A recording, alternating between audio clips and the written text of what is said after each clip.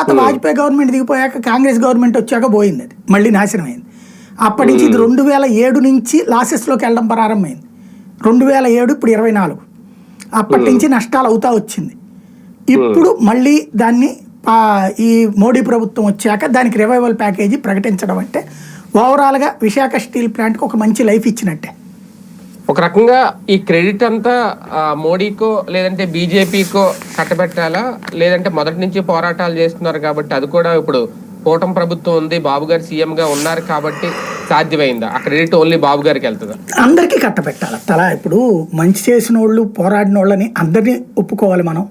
అందులో గ్రౌండ్ లెవెల్లో ఉన్నటువంటి తెలుగుదేశము ప్రయత్నించింది, జనసేన ప్రయత్నించింది, వైఎస్ఆర్ కాంగ్రెస్ పార్టీ ప్రయత్నించింది. అయితే ఈ పోరాటాల కారణంగా స్పందించాల్సినటువంటి పరిస్థితి ప్రభుత్వానికి రావడం, భారతీయ జనతా పార్టీకి సంబంధించినటువంటి వాళ్ళు కూడా ఎలక్షన్స్ ముందు కూడా విశాఖ స్టీల్ ప్లాంట్ విషయంలో వెళ్ళి అధినాయకత్వానికి చెప్పొచ్చారు, అప్పుడు ప్రైవేట్ వద్దనేసి.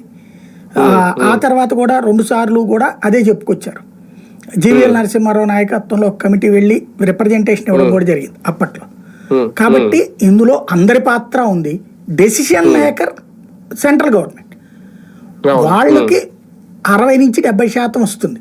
ఎందుకు ఇట్లాగ వినతలు ఇచ్చారు కదా అని ఆపిన సందర్భాలు చాలా తక్కువ.